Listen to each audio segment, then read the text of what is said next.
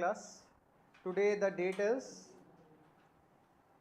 बेटा उसको ऑन करने से ही गर्मी होती है मेजरली, उसके बिना तो ठीक चल रहा है.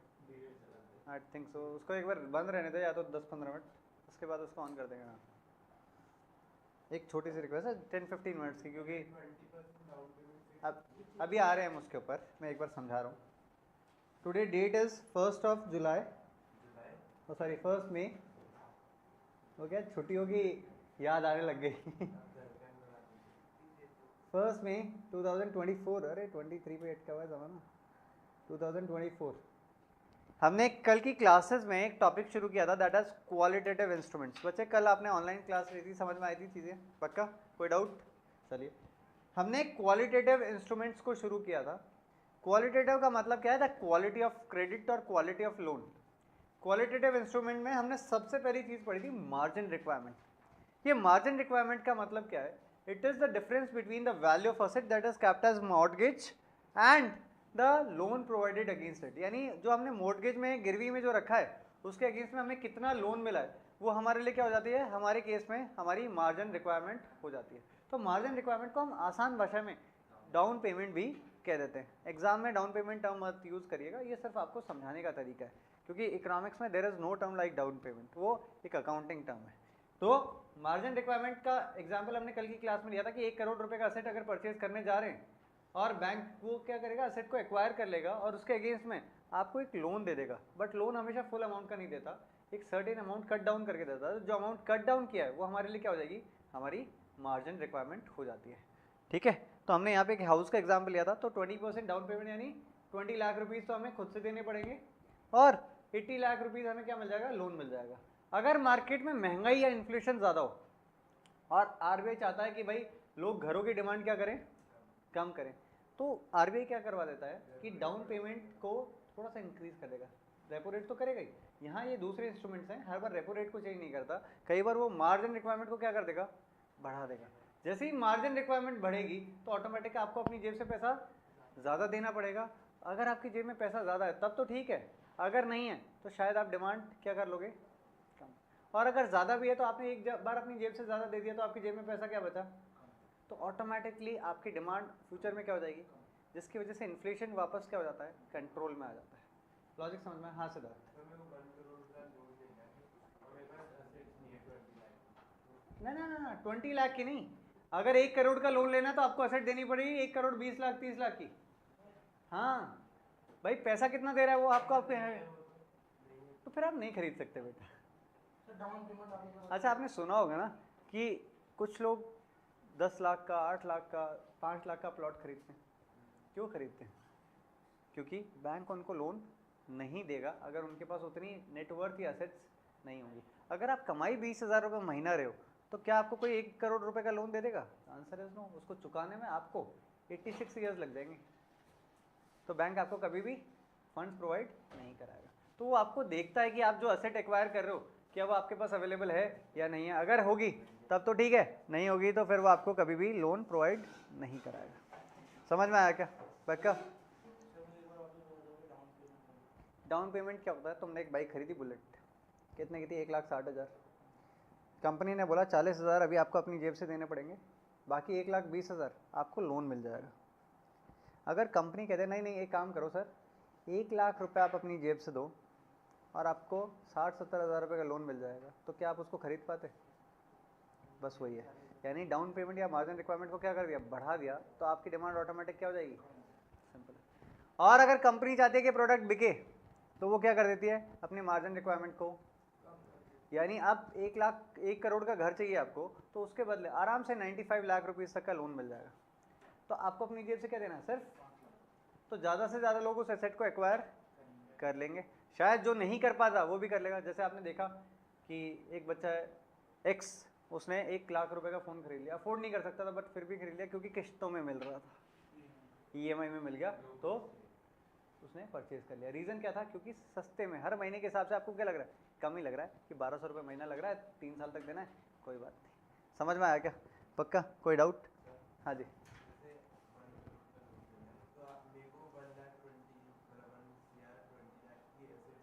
देनी पड़ेगी. हाँ. क्योंकि आपके एसेट की वैल्यू कल को कम हो गई तो इसलिए, ठीक है। तो जैसे आपके पास कुछ गिरवी रखने के लिए नहीं है, आप कार खरीदने जा रहे हो, मॉर्गेज रखने के लिए नहीं है, आपको पता है मॉर्गेज के तौर पे क्या रखेगा, कार के पेपर और कार की एक चाबी, वो मॉर्गेज रख लेगा। अगर आप बाइक पे लोन ले रहे हो तो बाइक के पेपर और बाइक की एक चाबी वो रख लेगा। अब ऐसे मत पूछना सर मैंने दूसरी चाबी बनवा ली तो। बैंक आपकी क्रेडिट हिस्ट्री के ऊपर वर्क अपॉन करता है, वो आपकी क्रेडिट हिस्ट्री में मार्क कर देगा, और एक बार क्रेडिट हिस्ट्री में मार्क आ गया ना, ज़िंदगी में कभी लोन नहीं ले पाएंगे आप। तो इसीलिए कुछ भी हो लोन टाइम पे चुकाना, अनटिल द टाइम किसी दोस्त से लिया हो। दोस्तों वाला का तो तुम्हारा पता है मेरे को कितने टाइम पे चुका देते हो तुम लोग। हाँ जी, समझ में आ गया क्या? पक्का, किसी को कोई डाउट? चलिए, इसके बाद हम आज हमारा सेकेंड कंसेप्ट पढ़ेंगे, दैट इज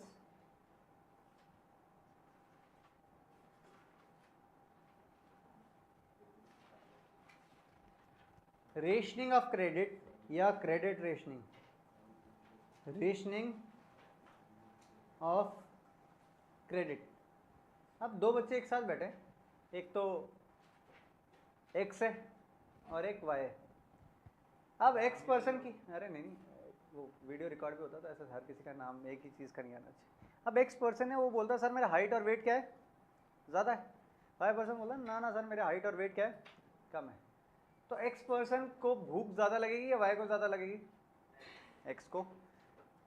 तो एज अ प्रोड्यूसर मुझे किसके लिए ज़्यादा राशन रखना पड़ेगा, एक्स के लिए या वाई के लिए, एक्स के लिए। The same goes with the economy. अगर इकोनॉमी में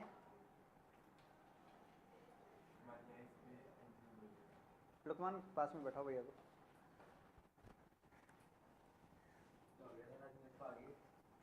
तुम स्मार्ट लगते हो ना, तुम्हारी हंसी देख के मेरे को लगता है कोई मर जाएगा पीछे। हाँ जी,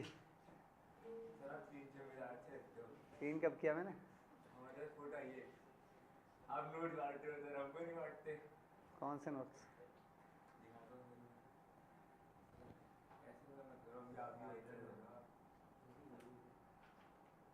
हाँ जी, चलिए back to the topic. We were doing a topic of rationing of credit. ये रेशनिंग का मतलब मैं समझा रहा था आपको। यहाँ हम क्या करते हैं कि जिसकी जैसी रिक्वायरमेंट है इकोनॉमी में उसको उतना ही क्रेडिट प्रोवाइड कराएंगे। जैसे मान लीजिए एग्रीकल्चर सेक्टर है, बहुत ज़्यादा डाउनफॉल पे है, मार्केट में डिमांड ही नहीं हो रही है, हम क्या करेंगे, एग्रीकल्चर सेक्टर को लोन ज़्यादा दे देंगे। ज़्यादा देंगे तो उस वहाँ पर एग्रीकल्चर सेक्टर में प्रोडक्शन क्या हो जाएगा, एम्प्लॉयमेंट, लोगों के पास इनकम के सोर्सेज। अब इनकम बढ़ रही है तो लोगों की डिमांड भी क्या हो जाएगी, ऑटोमेटिक। जो सेक्टर डाउन पे था वो क्या हो जाएगा।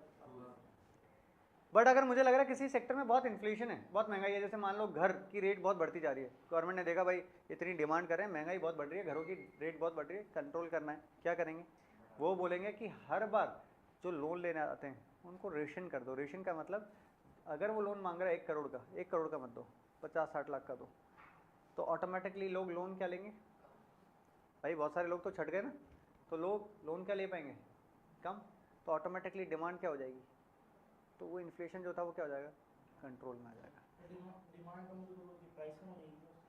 हाँ, तो डिमांड एक बार जब एक्स्ट्रा बचेगी नहीं तो ऑटोमेटिकली प्राइस भी क्या हो जाएगी, कम हो जाएगी। डिमांड की वजह से प्राइस कब बढ़ता है, जब डिमांड ज़्यादा हो जाती है आपकी सप्लाई के कंपैरिजन में। तो बेचने वाले 10 लोग हैं, खरीदने वाले 10 लोग हैं, ठीक है, बट अगर खरीदने वाले 12 लोग हो गए तो प्राइस क्या हो जाएगा, जो ज़्यादा देगा उसको वो मिल जाएगा। तो इसी तरीके से इकोनॉमी फंक्शन करती है। तो उस केस में हम रेशनिंग ऑफ क्रेडिट करते हैं। रेशनिंग का मतलब क्या है, यहाँ पर अगर हम इसकी डेफिनेशन लिखें तो एक बार लिख लेते हैं definition. It is fixation of quota of credit, fixation of quota of credit that is to be provided, recording on provided to the different sectors in the economy, different sectors in the economy। ये कौन fix करता है, government. Government कैसे करती है? RBI के through. मतलब RBI बोलता है कि भाई ठीक है, इसमें सेक्टर में इन्फ्लेशन ज़्यादा है, डिमांड को कंट्रोल करना है, रेशनिंग कर दो। रेशनिंग का मतलब कोटा फिक्स कर दो कि भाई 100 करोड़ से ऊपर के लोन दोगे ही नहीं तुम इस चीज़ के लिए। अब बैंक के पास 100 करोड़ की लिमिट हो गई, तो बैंक के पास कस्टमर तो बहुत सारे आते हैं, तो हर कस्टमर को वो लोन नहीं दे पाएगा। तो वो क्या होगा? रेशनिंग ऑफ क्रेडिट हो गई कि रेशन कर दो, फिक्स कर दिया कोटा, इससे ज़्यादा देना ही नहीं है किसी को। तो बाय डिफ़ॉल्ट ऑटोमेटिकली डिमांड भी क्या हो जाएगी? कम। जैसे इंडिया में एक रूल है, आपको पता नहीं पता है कि नहीं पता, बट अगर आप 40 लाख तक का कोई घर खरीदते हो तो गवर्नमेंट आपको सब्सिडी देती है 2.5 लाख के इंटरेस्ट के ऊपर। बट अगर 40 लाख से ऊपर का घर खरीदते हो सब्सिडी नहीं देगी। क्यों? क्योंकि 40 लाख तक के लिए वो किसको प्रमोट करें? Mediocre and lower class. But अगर वहीं पे वो दूसरी चीज़ है, वहीं पे अगर आप rich section of the society हो तो आपको क्या सब्सिडी की ज़रूरत है? नहीं, तो वो बोला जाने दो, इसको सब्सिडी नहीं दे रही। यानी सिंपल सा बेनिफिट किसको प्रोवाइड कराना है वो देखना पड़ेगा। तो यहाँ पर भी हम यही देखते हैं कि कोटा फिक्स कर देते हैं जिस सेक्टर में डिफ्लेशन है। तो अगर किसी सेक्टर में डिफ्लेशन है तो उसके लिए मार्जिन रिक्वायरमेंट को क्या कर देंगे? सॉरी, मार्जिन रिक्वायरमेंट नहीं, क्रेडिट रेशनिंग, यानी रेशन क्या कर देंगे हमारा उस केस में? रेशन यानी क्या होता है? कोटा। कोटा ऑफ क्रेडिट क्या हो जाएगा? बट अगर किसी में इन्फ्लेशन हो तो उस केस में उसका रेशन या कोटा क्या कर देंगे? कम कर देंगे। अब कम कर देंगे तो पैसा बचा होगा कम, तो ऑटोमेटिकली लोगों के पास भी क्या जाएगा? कम। तो ऑटोमेटिक डिमांड भी क्या हो जाएगी? कंट्रोल में आ जाएगी। बिल्कुल समझा देते हैं। मान लो आपके घर में 2 लोग हैं, एक लुकमान है और एक बुकमान है। लुकमान क्या है? लुकमान की क्रेडिट नीड्स ज़्यादा है, वो बोलता है कि सर मैं अपने बिजनेस को ग्रो करना चाहता हूँ। बुकमान है, उसका बिजनेस बुक के हिसाब से बिल्कुल सही चल रहा है, अच्छा चल रहा है, उल्टा महंगाई ज़्यादा हो रही है उसकी वजह से। तो पापा यानी तुम्हारे घर के आरबीआई वो क्या करेंगे? तुम्हें ज़्यादा पैसे में सपोर्ट करेंगे या उसको सपोर्ट करेंगे? ऑब्वियसली किसको करेंगे? लुकमान को करेंगे, क्योंकि लुकमान की इकोनॉमी क्या है? अभी थोड़ी सी डाउन है। तो लुकमान के पास पैसा आएगा तो automatically production capacity, output, employment, capital formation, demand, जो डिफ्लेशन था वो खत्म हो जाएगा, नहीं धीरे धीरे प्राइसेस बढ़ने लग जाएंगे। समझ में आ गया? पक्का? तो इसको हम कहते हैं बेटा हमारा कोटा ऑफ क्रेडिट या फिर क्रेडिट रेशनिंग। तो what is credit rationing? It is the fixation of quota of credit that is to be provided to the different sectors in the economy. अब एक एग्जांपल के तौर पे समझ लो, मान लीजिए हमारे सेक्टर्स को हमने 4 पार्ट्स में डिवाइड कर लिया। एक तो इंडस्ट्रियल, लिखना नहीं है इसको, सिर्फ समझने के लिए एडिशनल समझा रहा हूँ, एग्जाम में ये नहीं लिखना है, इन्फ्लेशन डिफ्लेशन तक का लिखना है। इंडस्ट्रियल लिख दिया हमने, फिर बोल दिया हाउस होल्ड, फिर हमने बोल दिया एग्रीकल्चर, फिर हमने बोल दिया सर्विस। ये 4 सेक्टर हैं। अब मुझे पता चला सर्विस सेक्टर तो बढ़िया चल रहा है, एग्रीकल्चर सेक्टर थोड़ा सा डाउनफॉल पे है, सर्विस बढ़िया चल रहा है, हाउस होल्ड भी बढ़िया चल रहा है, इंडस्ट्रियल भी बढ़िया चल रहा है। तो वो क्या करते हैं? वो सिंपल सा एक काम करेंगे, बोलते हैं ये जो अच्छे चल रहे हैं ना, ये जो अच्छे चल रहे हैं, इनका पैसा क्या कर लो? ले लो, और किसको दे दो? जो अच्छा नहीं चल रहा। तो वो क्या करते हैं? इनका कोटा ऑटोमेटिकली कम कर देंगे। किस किस का? इन तीनों का कोटा कम कर देंगे, और किसका कोटा बढ़ा देंगे? एग्रीकल्चर सेक्टर का बढ़ा देंगे। तो उससे फंड्स तो क्योंकि लिमिटेड है, ऐसा तो हो नहीं सकता नया फंड जनरेट हो जाएगा, वो क्या करते हैं? दूसरे का कोटा कम कर देते हैं और जिसकी रिक्वायरमेंट ज़्यादा उसको प्रोवाइड करा देंगे। तो जैसे आरबीआई क्या करता है? गवर्नमेंट को बहुत देखता है कि वो क्या चाह रही है। जैसे गवर्नमेंट ने बोला कि भाई 2024 तक हम जो किसान हैं उनकी इनकम दोगुनी कर देंगे। कैसे दोगुनी करेंगे? एग्रीकल्चर सेक्टर के लिए लोन का अमाउंट क्या कर देंगे? सिंपल है। समझ में आया क्या? पक्का? किसी को कोई डाउट? दुखी क्यों लग रहे हो? किसी ने मारा? तो मैं मारने का मन हो रहा है किसी को? तो फिर भूख लग रही है? What happened? समझ में आ गया? तो फिर समझ में आने के बाद इतने दुखी क्यों भाई तुम? समझ में नहीं आता मैं। हाँ जी, तो रेशनिंग ऑफ क्रेडिट क्लियर है सबको? तो what is rationing of credit? It is the fixation of quota of credit that is to be provided to the different sectors in the economy. Logic clear है क्या? पक्का? किसी को कोई doubt? चलिए अब हम आ जाते हैं हमारे लास्ट कंपोनेंट के ऊपर, दैट इज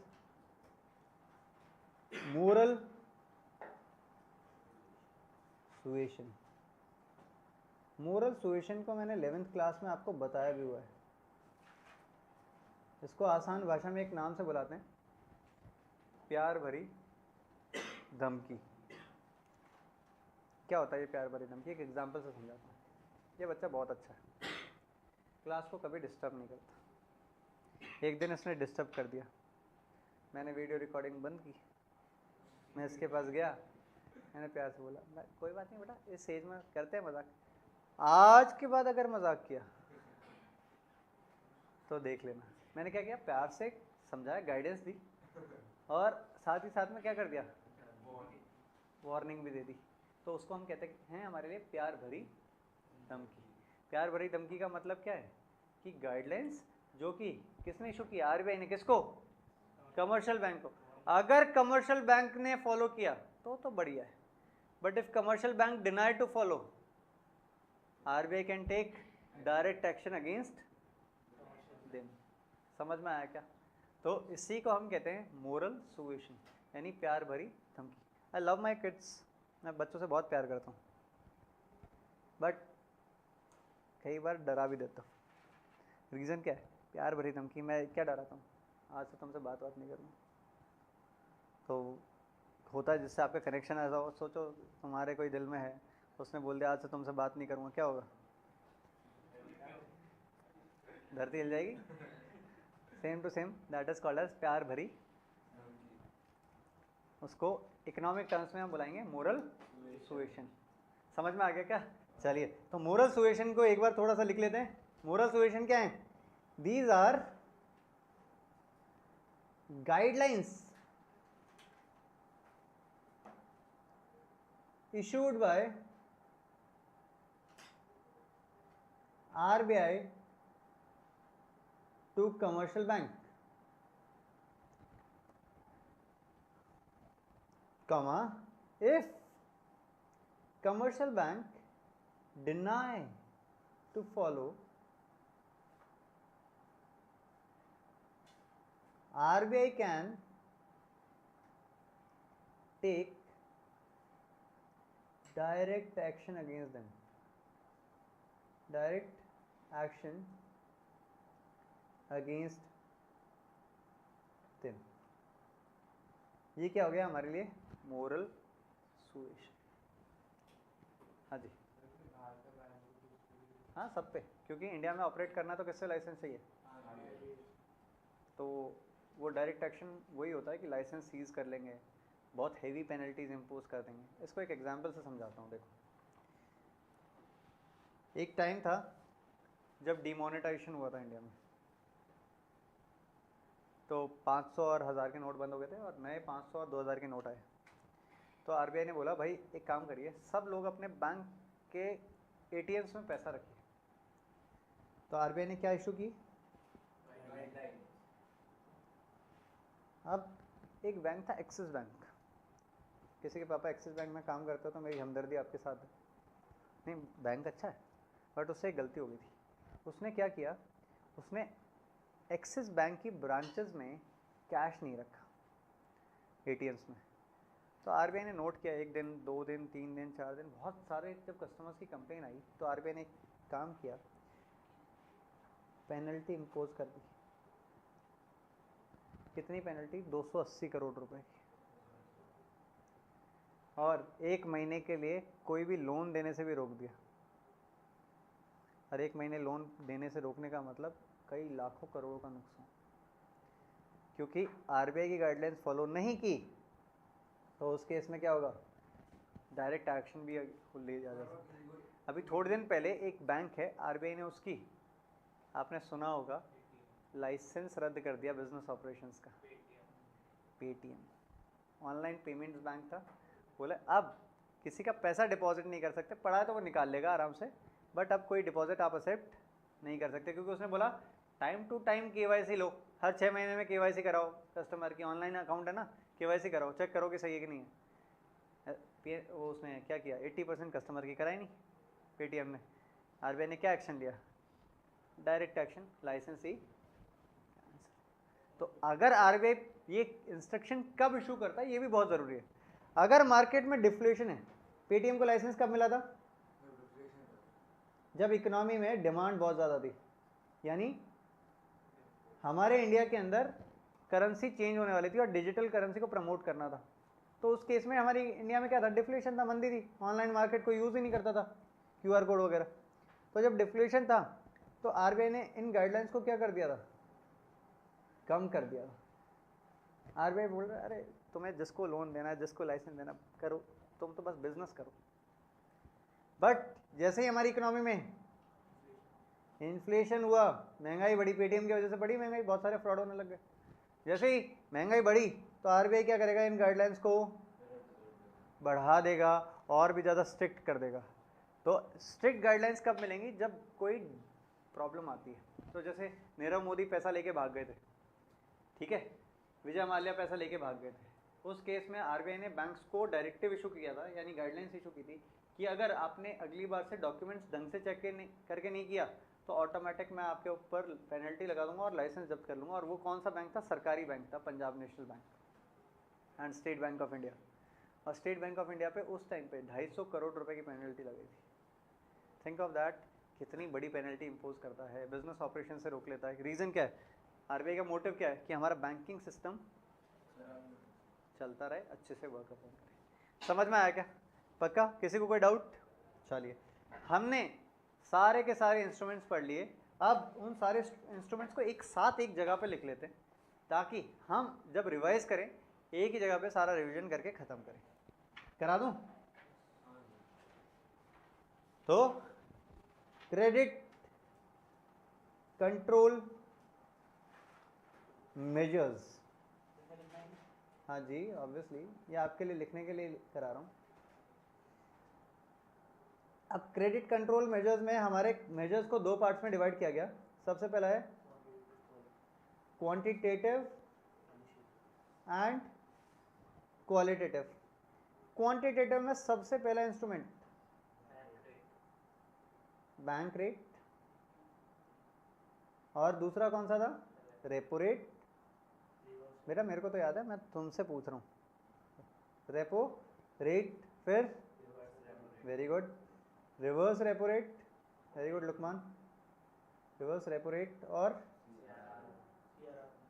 सीआरआर, फिर एसएलआर, और लास्ट में ओपन मार्केट ऑपरेशंस। ठीक है, ये तो हो गए। अब इनको एक काम करते हैं, एक लॉजिक से वर्क अपॉन करके देखते हैं। हाँ जी, अब मान लीजिए इकोनॉमी में इन्फ्लेशन है और डिफ्लेशन है, क्या करेंगे? बैंक रेट जब भी इन्फ्लेशन होगा बढ़ा देंगे, repo rate, reverse repo rate, CRR, easy to understand कर रहा हूँ आपके लिए इसलिए एक जगह लिख रहा हूँ, CRR, SLR, open market operation में बढ़ाते या घटाते नहीं है, बाइंग एंड सेलिंग होती है। अब क्योंकि इन्फ्लेशन है, लोगों का पैसा एब्जॉर्ब करना है, तो हम क्या कर देंगे, आरबीआई की तरह बेच देंगे। क्या कर देंगे, बेच देंगे, तो सेल कर देंगे। तो सेल करेंगे तो लोगों की जेब से पैसा क्या आ जाएगा, हमारे पास आ जाएगा। लोगों की जेब में पैसा क्या बचेगा, कम, वापस इन्फ्लेशन कंट्रोल में आ जाएगा। समझ में आया क्या, पक्का? इसी तरीके से जब डिफ्लेशन होगा तो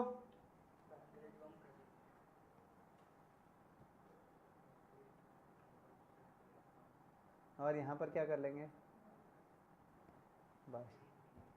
समझ में आया क्या, आसान है, पक्का?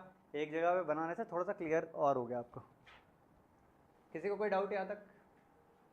चलिए, अब क्वांटिटेटिव हमने पढ़ा था, एक बार क्वालिटेटिव भी पढ़ लेते। क्वालिटेटिव इंस्ट्रूमेंट तीन टाइप के थे, कौन कौन से? सबसे पहला था आपका मार्जिन रिक्वायरमेंट,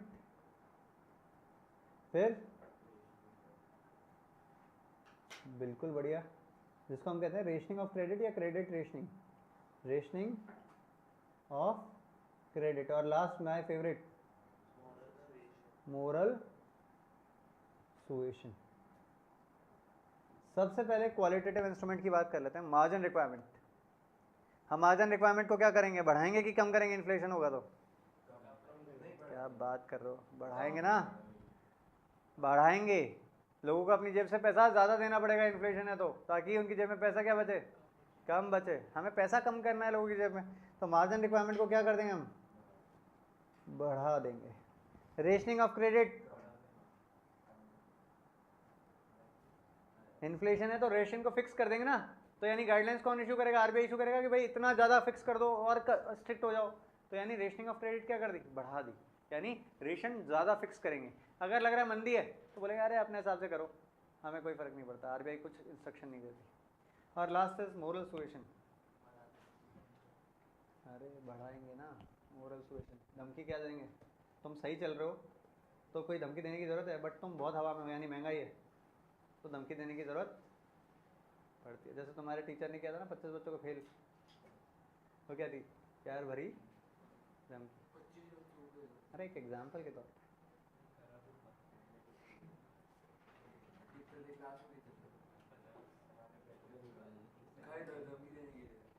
नहीं वो सारे फेल हो रहे थे हाँ जी, यहाँ पर ये सारे क्या हो जाएंगे, कम हो जाएंगे। समझ में आ गया क्या, पक्का? एक बार बेटा अटेंडेंस ले लें क्या, फिर वो भूल जाएंगे, दिमाग से निकल जाएगा।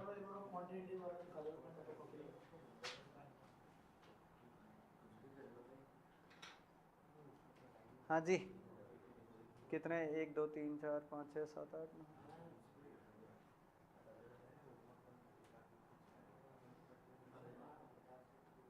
कौन कौन एब्सेंट है बेटा?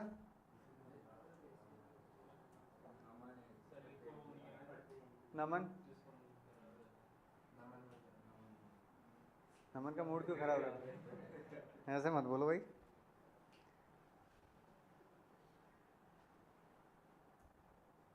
एक तो लोकेंद्र नहीं है, नमन नहीं है, लोकेंद्र नहीं है, लोकेंद्र का नाम किस नाम से भाई, हाँ लोकेंद्र, और देविशी, पलक,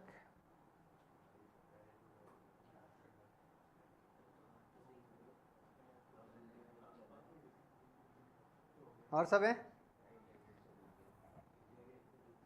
और वेदांत, तो उसके बोल रहे सब है। हाँ जी, done, back to the topic. यहाँ तक समझ में आ गया था बेटा, किसी को कोई डाउट थे, पक्का? ये हमारे छोटे छोटे कॉन्सेप्ट्स हमने वर्क अपॉन कर लिए थे। इसमें हमने सबसे पहले क्वांटिटेटिव पढ़ा, bank rate, repo rate, reverse repo rate, CRR, SLR, open market operation. फिर हमने बात की क्वालिटेटिव इंस्ट्रूमेंट्स की, फिर मार्जिन रिक्वायरमेंट, क्रेडिट रेशनिंग या रेशनिंग ऑफ क्रेडिट, फिर मोरल सुएशन। इसमें से किसी भी छोटे से कॉन्सेप्ट में भी किसी को डाउट है? हाँ जी बच्चे, rationing of credit, rationing of credit का मतलब क्या है, fixation of quota of credit to the different sectors of the economy. अगर मार्केट में मंदी चल रही है तो क्या आरबीआई इंटरफेयर करेगा कि यार मंदी है फिर भी मैं रेशन फिक्स कर देता हूँ कि इसको इतना ही पैसा दो, तब उसकी ज़रूरत नहीं है। तो आरबीआई क्या करता है, लिबर्टी छोड़ देता है। तो आपने देखा होगा लॉकडाउन के टाइम पे बहुत क्रेडिट कार्ड के फ़ोन आए होंगे पेरेंट्स को, बैंक लोन फ्री में बांट रहे होंगे, मतलब बहुत ताबड़तोड़ बैंक लोन बांट रहे थे। आज महंगाई आ गई है, आज उसकी ज़रूरत नहीं है। तो आज अगर आप लोन लेने जाओगे तो बैंक थोड़े से टाइम लेगा, प्रोसेस करेगा, हो सकता है लोन डिनाई भी कर दे। रीज़न क्या है, आज क्या इन्फ्लेशन है, तो कोटा फिक्स हो गया है, कोटा ऑफ क्रेडिट। तो ये गाइडलाइंस क्या है, जब इशू की जाएंगी ये ज़्यादा हो जाएंगी जब इन्फ्लेशन होगा, और जब डिफ्लेशन होगा तो ऐसी गाइडलाइंस को कम इशू किया जाएगा। समझ में आया क्या? तो कोटा कब इंटरफेयर होएगा कोटा में, जब इन्फ्लेशन होगा। अगर इन्फ्लेशन नहीं है तो कोई कोटा फिक्स करने की जरूरत नहीं है, जितनी रोटियां बनी खाओ घर पे। देखो मान लो तुम्हारे घर पे डाइटिंग पे हो सबके सब, एक एग्जाम्पल के तौर पे, डाइटिंग कब करनी पड़ रही है, जब पेट इन्फ्लेशन पे हो, महंगाई पे हो, बहुत एक्सटेंड करता जा रहा है, तो हम क्या करेंगे, डाइटिंग पे चले जाएंगे। तो डाइटिंग में हम क्या कर देते हैं, fixation of quota of calories that are to be consumed, यानी हमने क्या कर दिया, क्वांटिटी को फिक्स कर दिया। बट अगर कोई ऐसा मोटा मोटा का प्रॉब्लम ही नहीं है, जैसे मान लो ये बच्चा है, ये बोला स्कूल, तो क्या है जहाँ से खाना देखे बटोर लो, तो उसमें कोई कोटा फिक्स होता है क्या, नहीं। उसमें ये भी सोचेगा क्या, नहीं। तो अनलिमिटेड खाओ। तो आप कहाँ पे चले जाते हो, अनलिमिटेड बुफे में चले जाते हो, बोलता है जितना मिलेगा ना सारा, शादी शादी शादी शादी। और अगर व्रत हो या फिर आपका कैलोरी का डेफिसिट पे चल रहे हो तो ऑटोमेटिकली शादी में जाना, अरे क्या करूँगा मैं जाके, कुछ खाऊंगा तो नहीं, रहने तो लिफाफा भी देना पड़ेगा। तो ऑटोमेटिकली जाना अवॉइड कर दे, तो फिर बहाना मार दो, अरे यार मैं थोड़ा सा कहीं बाहर गया था, कोई रिलेटिव आ गया था वगैरह वगैरह। समझ में आ गया? ओपन मार्केट ऑपरेशंस बता देते हैं। ओपन मार्केट ऑपरेशंस का मतलब क्या है? When RBI does the buying and selling of government securities to control the flow of credit in the economy. अगर मार्केट में महंगाई बहुत ज़्यादा है तो आरबीआई के पास शेयर्स जो पड़े हैं उसको बेचेगा, ताकि लोगों की जेब से पैसा क्या हो जाए एक बार के लिए, तो वो पैसा आपके पास आ गया, आरबीआई के पास आ गया, तो लोगों के पास पैसा क्या बचेगा? कम, तो ऑटोमेटिकली डिमांड भी क्या करेंगे? कम, तो उससे इन्फ्लेशन कंट्रोल हो जाएगा। बट जब आरबीआई को लगता है मंदी हो, तो उस केस में वो क्या करता है? वो पैसा बोलता है तुम्हारे पास है ही नहीं, तुम एक काम करो, कोई शेयर पड़ा तो मेरे को दे दो, तो आरबीआई कर ले बाय कर लेगा शेयर्स, मार्केट में आपकी जेब में पैसा आएगा, डिमांड बढ़ जाएगी, इन्फ्लेशन बढ़ जाएगा। एक बार उनका डाउट ले लो। हाँ जी, रिवर्स रेपो रेट। जैसे रेपो रेट तो क्या होता है? जब आरबीआई कमर्शियल बैंक को लोन देता है, ऐसे रिवर्स रेपो रेट क्या है? जब कमर्शियल बैंक आरबीआई को लोन दे दे, या फिर हम कह सकते हैं कि सरप्लस फंड पार्क कर दे विद आरबीआई। जैसे आपने देखा कि आज आपकी जेब में पैसा पड़ा है और आपके बहुत प्यारे दोस्त ने देख लिया कि जिसकी जेब में तो पैसा, आज तो पार्टी लेनी पड़ेगी। अब आपने एक दिमाग लगाया कि इसको पार्टी देने से अच्छा वो पैसा क्यों ना मैं नितिन सर के पास डिपॉजिट करा दूँ थोड़े टाइम के लिए, जब मेरा दोस्त चला जाएगा तब वापस ले लूँगा। तो आया वो बच्चा भागा, सर आपकी फीस, और मेरे को पैसे दे दिए। मैंने उसको देखा, वो आँख मार रहा था, वो बोला सर एक बार रख लो, थोड़ी देर बाद ले जाऊँगा जब वो चला जाएगा। क्योंकि अगर अभी मेरी जेब में पैसा रह गया तो वो उसको कंज्यूम कर जाएगा, जिससे मार्केट में इन्फ्लेशन। समझ में आ गया? पक्का? नहीं, क्योंकि आरबीआई है तो आरबीआई पे तो आपको भरोसा ही, आप तो कमर्शियल बैंक हो, तो मेरे पास अगर पैसा रखवा रहे हो तो मेरे से कोलेटरल लोगे? आप बोलोगे सर आपकी सोने की चेन निकाल के दे दो, मैं आपके पास पैसा रखवा रहा हूँ? नहीं, आप मेरे पे भरोसा कर सकते हो, बट क्या मैं इस पे भरोसा कर सकता हूँ? क्योंकि इसके सांप जैसे दोस्त हैं, इसने मुझे बताया हुआ, तो मैं इस पर भरोसा नहीं करूँगा। समझ में आ गया? पक्का? चलिए, और आप कुछ? ओपन मार्केट ऑपरेशन में इस आरबीआई ने किसी बैंक से शेयर खरीदा, बट अगर बैंक के पास शेयर हो ही नहीं तो? बेटा शेयर है नहीं तो खरीदेगा कहाँ से? तो होने भी तो चाहिए, मतलब तुम्हारे पास कुछ है ही नहीं पैसे तो तुम मेरे पास रखवाओगे क्या? ये तो नोशनल सी चीज़ होगी। तो आपके पास कुछ होंगे तभी तो आप ऑटोमेटिकली बाइंग एंड सेलिंग कर पाएंगे। समझ में आ गया? और होते हैं शेयर्स, क्योंकि बैंक सिर्फ सारा पैसा लोन पे नहीं देता। मान लो लोन पे रिकवर नहीं हुआ तो पैसा, तो इस केस में वो क्या करते हैं? शेयर मार्केट में इन्वेस्ट कर देते हैं। तो आपने देखा होगा जिन भी बैंक्स की बात करते हैं, उन बैंक, वो सारे बैंक आपको इंश्योरेंस पॉलिसी भी बेचते हैं। सुना होगा HDFC life insurance, yes bank, ICICI security, ये सब बेचते हैं। ठीक है? और क्यों? उनको पता है कि सारा पैसा अगर वहाँ लगा दिया तो गड़बड़ हो जाएगी, तो वो क्या करते हैं? आपसे इंश्योरेंस में पैसा लगवा देते हैं, वो पैसा आप शेयर मार्केट में लगा देंगे, तो पैसा बढ़ता जाता है। तो लूज भी हो गया तो आपको सबको तो एक साथ चुकाना नहीं है, कुछ को चुकाना है, कुछ को नहीं चुकाना है। समझ में आया? पक्का? चलो, और बताओ, और कोई डाउट? पक्का? चलिए, अब हम इस चैप्टर के सबसे इंटरेस्टिंग पार्ट पे आ रहे हैं। उसके लिए एक छोटी सी रिक्वेस्ट रहेगी, पेन नीचे रख दीजिए, कॉपी को हल्का सा बंद कर दीजिए थोड़ी देर के लिए, और I need your 200% attention here. हम एक टॉपिक पढ़ रहे हैं जिसका नाम है क्रेडिट क्रिएशन या मनी मल्टीप्लायर। बोर्ड एग्जामिनेशन के लिए फिक्स क्वेश्चन है, एक 4 नंबर का और एक और 4 नंबर का, सिर्फ इस छोटे से टॉपिक से। मनी मल्टीप्लायर या क्रेडिट क्रिएशन या क्रेडिट मल्टीप्लायर, बहुत सारे नाम से इसको बुलाते हैं। जैसे एक बुक है उसमें इसको डिपॉजिट मल्टीप्लायर भी बुलाया गया। It's one and the same thing, ये सारी चीज़ें सेम होती हैं। ये होता क्या है? मनी मल्टीप्लायर, क्रेडिट क्रिएशन या क्रेडिट मल्टीप्लायर। देखो, आप सब लोग गए, अपना पैसा आपने बैंक में जमा कराया, तो जो भी पैसा आप जमा कराते हो उसको 2 पार्ट्स में डिवाइड करते हैं हम। तो जितने भी हमारे डिपॉजिट्स हैं ना, उसको हम 2 पार्ट में डिवाइड करते हैं। एक तो होता है बेटा हमारे लिए प्राइमरी डिपॉजिट। ये प्राइमरी डिपॉजिट का मतलब क्या है? ऐसा पैसा जो मैं बैंक में लेके गया और मैंने खुद डिपॉजिट कराया, वो सारा पैसा क्या है मेरे लिए? प्राइमरी डिपॉजिट है। जैसे मैंने एग्जांपल दिया था, नानी के घर गए, नानी के घर से पैसा लेके आए, बैंक में जमा करा दिया, वो पैसा क्या है आपके लिए? Primary deposit. अब प्राइमरी डिपॉजिट का मतलब तो आपको समझ में आ गया था, deposit that is made by general public by themselves. एक होता है जो पैसा आपने डिपॉजिट नहीं कराया बट फिर भी आपके बैंक अकाउंट में है। अब ऐसा कैसे हो सकता है, डिपॉजिट नहीं कराया और बैंक अकाउंट में आ गया? आपने सुना है कि कभी किसी ने लोन लिया हो, वो लोन बैंक आपको कैश के फॉर्मेट में देती है कि बैंक अकाउंट में ट्रांसफर करती है? बैंक अकाउंट में करती है। वो जो पैसा आपके बैंक अकाउंट में लोन के थ्रू आया है उसको हम क्या कहते हैं बेटा? Secondary deposit. तो secondary deposit is that deposit which is come through taking a loan in the form of credit entry in the bank account, whereas primary deposit is the deposit which is done by the person or institution himself in the bank account. तो जो मैंने bank में जाके जमा कराया cash के format में वो तो हो गया मेरे लिए प्राइमरी डिपॉजिट, जो लोन के तौर पे लिया वो मेरे लिए क्या हो गया? Secondary deposit. इन दोनों को अगर हम मिला देते हैं तो हमारे पास क्या बन जाता है? Total deposit. तो आज हम इस टोटल डिपॉजिट के कॉन्सेप्ट को ले रहे हैं। लेट अस से एक प्यारा सा बच्चा था वेदांत, ठीक है? आज हमें वेदांत की पता नहीं, अरे मतलब आई मीन टू से अभी था है हमारे लिए, अभी नहीं है हमारे साथ यहाँ पर क्लास में।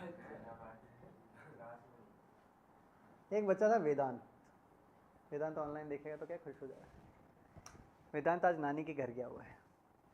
नानी के घर से वेदांत लेके आया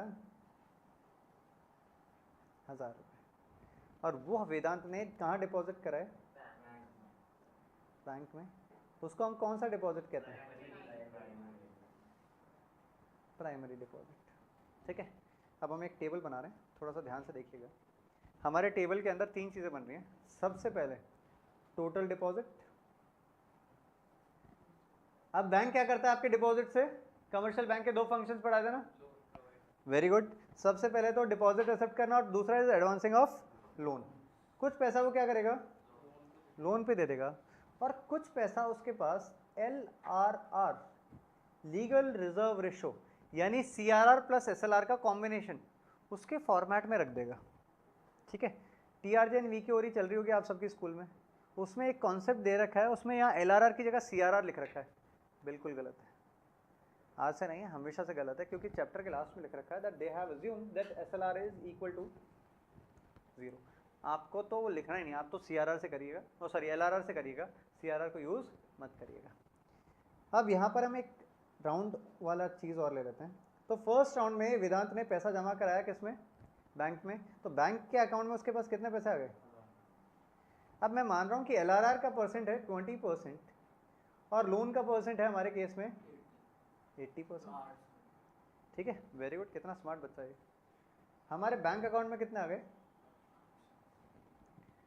किसी को मतलब वेदांत ने जमा कराया तो नितिन सर ने लोन ले लिया बैंक से, कितना लिया? 800 रुपये, और 200 रुपये बैंक ने क्या कर दिए? LRR के फॉर्मेट में रख दिए। ये जो 800 रुपये है ये नितिन सर को जो रिसीव हुआ है ये कहाँ रिसीव हुआ है? बैंक अकाउंट में। तो नितिन सर के अकाउंट में कितने? अब बैंक आया, बैंक बोला अरे नितिन सर अकाउंट में 800, हम एक काम करते हैं आपके पैसे से किसी को लोन दे देते हैं। हाँ, बैंक ने बोला देखो आपके अकाउंट में पड़े ना, है ना, हैं? तो हम, अरे तो क्या हो गया, मैं लोन को विड्रॉ तो नहीं कर सकता, अलाउड ही नहीं, एक सर्टेन लिमिट से ऊपर पैसा अलाउड नहीं है। तो बैंक को पता है ये बात, बैंक क्या करेगा? वो बोलेगा अरे पैसा पड़ा आपके बैंक अकाउंट में, यूज़ तो नहीं कर रहे, लोन दे दें क्या? हाँ, पूछते नहीं, वो फॉर्म साइन कराते हैं ना जब, उसमें लिखा होता है, वो पूछेंगे क्यों? बैंक बोलता है हमारा पैसा है, तुम्हें को चाहिए ना, ले जाना जब चाहिए हो। वो क्या करते हैं, उनको पता है कि सारे लोग पैसा एक साथ विड्रॉ नहीं करेंगे, वो क्या करते हैं उस पैसे से किसी को लोन दे देते हैं, और लोन देंगे वापस से 80%। तो 160 रुपीज़ तो क्या हो गया? LRR में रख दिया, बाकी उसके बाद क्या कर दिया? 640 लोन पे दे दिया। ये था सेकेंड राउंड, समझ में आया? अब ये 640 जो लोन है ये मिल गया सिद्धार्थ को। अब सिद्धार्थ को जब लोन मिला तो सिद्धार्थ के बैंक अकाउंट में कितने आ गए? 640। बैंक बोला सिद्धार्थ जी मुबारक हो, आपके अकाउंट में है 640 रुपये करोड़, ठीक है? तो सोचो मेरे पास कितने थे? 800। डिमांड देखो, मतलब इच्छाएं खत्म ही नहीं होती। हाँ जी, अब 640 रुपीज़ जब इनके बैंक अकाउंट में बचे, बैंक ने फिर बोला अरे सिद्धार्थ जी आपके बैंक में 640 रुपये, हम एक काम करते हैं, इससे किसी को लोन दे देते हैं। गुस्से से बोलता है बैंक हमेशा, कितना लोन दिया? 128 रुपीज़ तो रख दिए LRR में, बाकी 512 रुपीज़ क्या कर दिया? लोन दे दिया। अब ये 512 मिले यशवर्धन को,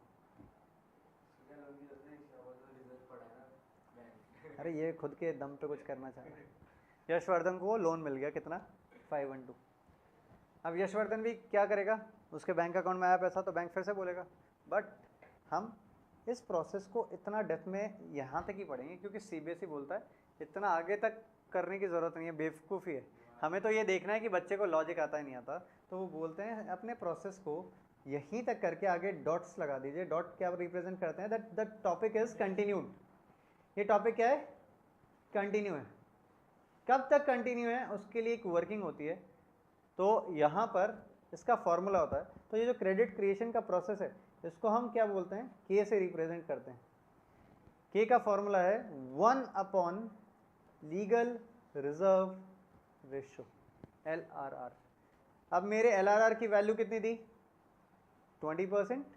तो मैं लिख सकता हूँ 1 डिवाइड बाय 0.20 लिख सकता हूँ क्या 20% को? 20 डिवाइड बाय 100 या फिर 0.20।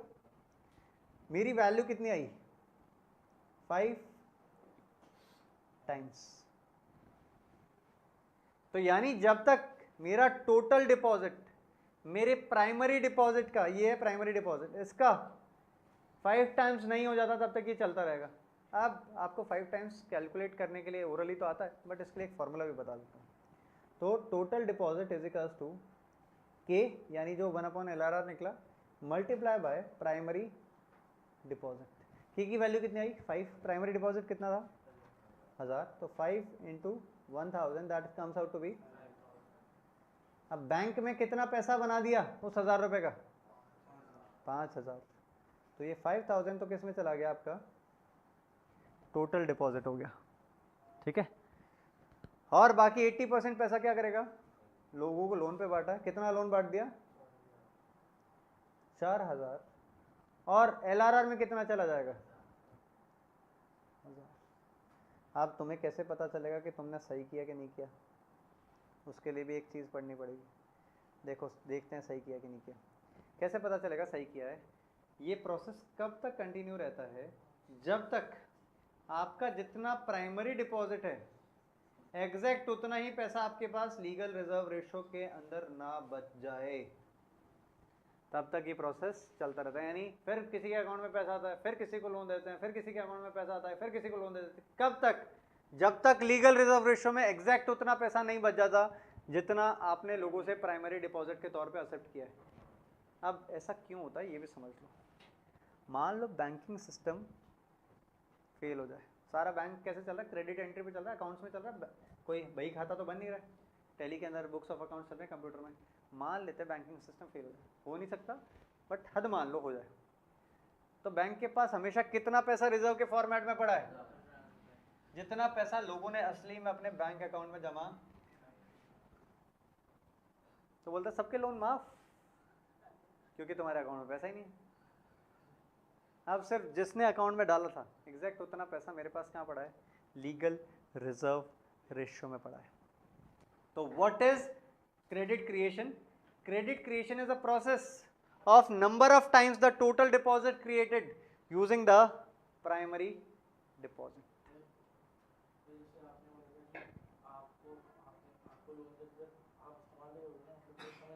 हाँ हाँ करेंगे ना बेटा।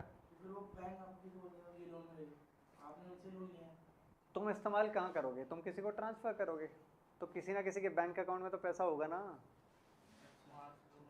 तो वहां से लोन दे देंगे, तुम्हारे से नहीं देगा तो। बट बैंक लोन देके रहेगा। रीज़न क्या है?